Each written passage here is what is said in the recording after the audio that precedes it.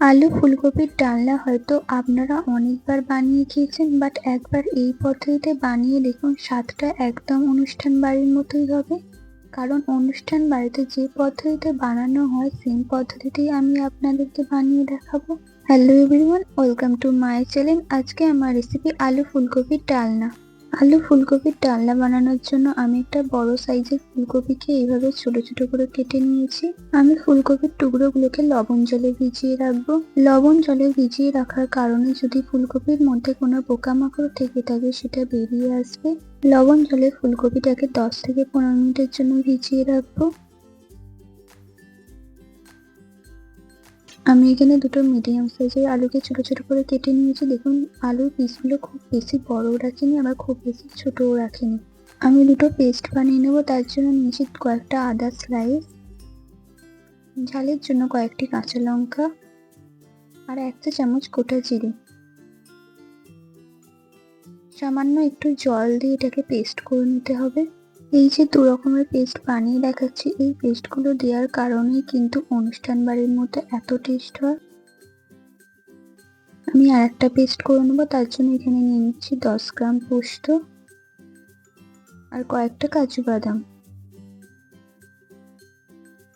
সামান্য একটু জল দিয়ে 10 থেকে 15 মিনিট ভিজিয়ে রাখার পরে মিক্সার গ্রাইন্ডার দিয়ে পেস্ট করে নিতে হবে। আপনারা যদি ভিজিয়ে না রেখেই পেস্ট করে নিতে চান তাহলে পোস্তগুলো মিহি পেস্ট হবে না। আমি এবার আলু ফুলকপিটাকে ভেজে নেবো, তার জন্য ওভেনে একটা কড়াই বসিয়ে দিয়েছি আর তাতে দিয়েছি সর্ষের তেল। তেলটা গরম হয়ে এলে দিয়ে দেবো কেটে রাখা কপিগুলো।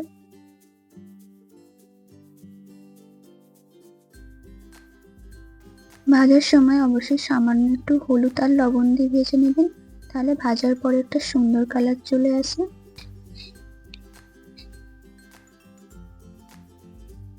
হলুদ ও লবণ দেওয়ার পরে ভালো করে মিশিয়ে নিচ্ছি আর এটাকে ভেজে নিতে হবে যতক্ষণ না একটা সুন্দর কালার চলে আসছে। কপিটাকে প্রায় 80% কুক করে নিতে হবে।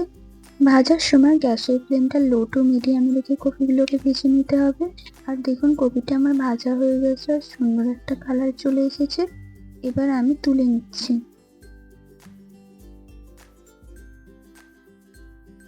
একই তেলের মধ্যে কেটে রাখা আলুগুলোও দিয়ে দেবো। অবশ্যই একটু হলুদ আর সামান্য লবণ দিয়ে ভেজে নেবেন। আলুটাকেও প্রায় 80% কুক করে নিতে হবে।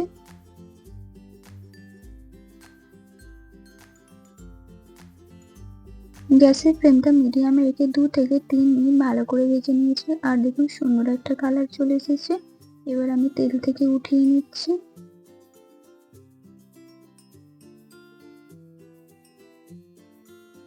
ওই একই তেলের মধ্যে দিয়ে দিচ্ছি দুটি পেঁয়াজ বাটা।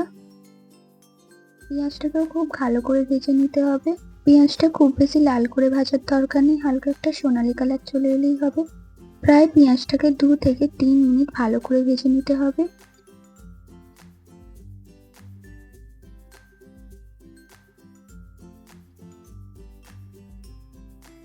দু থেকে 3 মিনিট ভালো করে ভেজে নেওয়ার পরে দেখুন সুন্দর একটা কালার চলে এসেছে। এবার আমি এখানে দিয়ে দিচ্ছি যে আদা, কাঁচা লঙ্কা ও জিরের পেস্টটা বানিয়ে রেখেছিলাম। আদা, কাঁচা লঙ্কা, জিরের পেস্টটা ততক্ষণ ভাজুন যতক্ষণ না এর মধ্যে থেকে কাঁচা গন্ধটা চলে যাচ্ছে।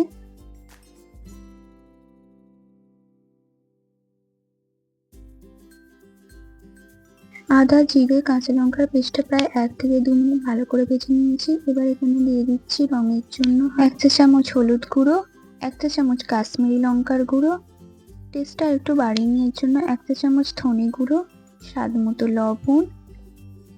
সবকিছুকে ভালো করে মিশিয়ে নিতে হবে। মশলাটাকে খুব ভালো করে কষিয়ে নিতে হবে যতক্ষণ না এর মধ্যে থেকে তেলটা ছেড়ে দিচ্ছে।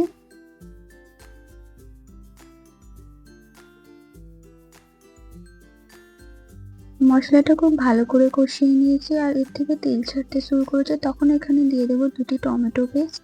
টমেটো পেস্টটা দিয়ে ভালো করে মিশিয়ে নিচ্ছি। টমেটো দেওয়ার পরে ভালো করে কুক করে নিতে হবে, নাহলে টমেটোর থেকে কাঁচা গন্ধ বের হবে।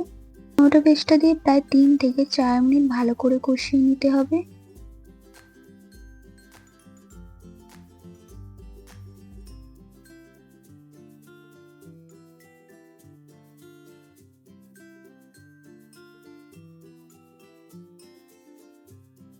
3 থেকে 4 মিনিট ভালো করে মশলাটা কষিয়ে নেওয়ার পরে যখন তেল ছাড়তে শুরু করবে তখন এখানে দিয়ে দেবো পোস্ত ও কাজু বাদাম পেস্টটা। পোস্তটা যেহেতু কাঁচা আছে খুব ভালো করে কুক করে নিতে হবে, নাহলে পোস্তর কাঁচা গন্ধটা বের হবে। আর এখানে যেহেতু কাজু দেওয়া আছে তাই নিচে লেগে যাওয়ার সম্ভাবনা আছে, খুব ভালো করে মেশাতে থাকতে হবে, নাহলে নিচে লেগে যাওয়ার সম্ভাবনা থাকবে। পোস্ত ও কাজুর পেস্টটা দিয়ে প্রায় 4 থেকে 5 মিনিট ভালো করে মশলাটাকে কষিয়ে নিতে হবে আর অনবরত নাড়াচাড়া করতে হবে, নাহলে নিচে লেগে যাওয়ার সম্ভাবনা থাকবে। প্রায় 4 থেকে 5 মিনিট মশলাটা কষিয়ে নেওয়ার পরে যখন দেখবেন তেল ছাড়তে শুরু করেছে মশলার থেকে তখন এখানে দিয়ে দেবো সামান্য জল। আমি যেহেতু সেমি গ্রেভি করছি তাই খুব একটা বেশি জল দিচ্ছি না, প্রায় 4 থেকে 5 কাপ মতো জল দিলেই হবে। যখন ফুটে আসবে আর যখন তেল ছাড়তে শুরু করবে তখন এখানে দিয়ে দেবো কড়াইশুঁটি,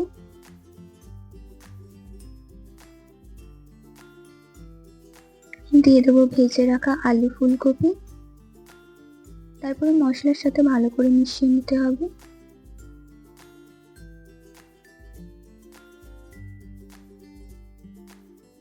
ভালো করে মেশানো হয়ে গেলে ঢাকা চাপা দিয়ে কুক করে নিতে হবে 4 থেকে 5 মিনিট। 4 থেকে 5 মিনিট ঢাকা চাপা দিয়ে কুক করে নেওয়ার পরে দেখুন মশলা থেকে তেলটা একদম ছেড়ে দিয়েছে। একদম অনুষ্ঠান বাড়ির মতো তৈরি করতে গেলে আর কি দিয়ে দিতে হবে দেখে নিই। দিয়ে দেবো কয়েকটি কিশমিশ, হাফ চা চামচ গরম মশলা গুঁড়ো, সামান্য একটু ঘি। আপনারা চাইলে এখানে একটু খোয়া ক্ষীরও ব্যবহার করতে পারেন, বাট আমি এখানে করছি না। এবার সবকিছুকে ভালো করে একবার মিশিয়ে নিলে রেডি একদম অনুষ্ঠান বাড়ির মতো আলু ফুলকপির ডালনা। কি দেখে মনে হচ্ছে তো একদম অনুষ্ঠান বাড়ির মতো তৈরি হয়েছে। আজকে আমার আলু ফুলকপির ডালনার রেসিপি কেমন লেগেছে অবশ্যই কমেন্টের মাধ্যমে জানাবেন। রেসিপিটি ভালো লাগলে লাইক করবেন, বন্ধুদের মধ্যে শেয়ার করবেন। ভিডিওটি যারা আমার ইউটিউব থেকে দেখছেন তারা চ্যানেলটিকে সাবস্ক্রাইব করে নেবেন, আর যারা ফেসবুক পেজ থেকে দেখছেন পেজটিকে ফলো দিয়ে নেবেন। দেখা হবে নতুন কোনো রেসিপির সাথে। সুস্থ থাকবেন, ভালো থাকবেন, ধন্যবাদ।